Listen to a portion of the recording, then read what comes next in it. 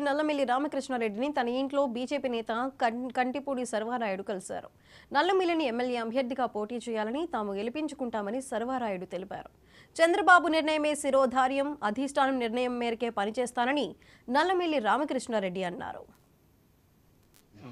ఈరోజు రామకృష్ణారెడ్డి గారిని ప్రత్యేకంగా కలవడానికి మన రామవరం జరిగింది. రామవరం రావడం ఎందుకంటే 2004 నుంచి మూలారెడ్డి గారు నేను పార్లమెంట్కి చేయడం, వారు ఎమ్మెల్యే గారు కంటెక్ట్ చేయడం, ఇది మన బీజేపీ తెలుగుదేశం తరఫున నేను పార్లమెంట్కి, వారేమో ఎమ్మెల్యేకి చేయడం, ప్రచారం చేయడం, అటువంటి అప్పటి నుంచి కూడా సత్సంబంధాలు మాకు వారి ఫ్యామిలీకి ఉన్నాయి.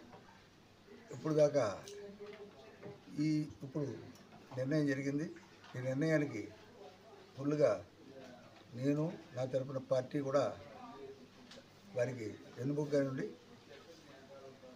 ప్రచారంలో పాల్గొంటామని, అలాగే వీరికి గ్యారంటీగా ఇక్కడ అనపత్తి నుంచి నెగ్గించే విధంగా మన కూటమి ఓటర్లందరూ కూడా సపోర్ట్ చేయాలని, అటు భాజపా, తెలుగుదేశం, జనసేన ముగ్గురు కూడా 3 పార్టీల తాలూకు వాళ్ళు కూడా కష్టపడి శ్రమించి ఈ విధంగా గత 20 రోజుల నుంచి ఒక విధంగా టెన్షన్ గురి చేసి ఏదో విధంగా కంక్లూడ్ చేసుకొచ్చారు. చాలా సంతోషం. ఇప్పటికైనా ఒక విధంగా కంక్లూడ్ అయింది.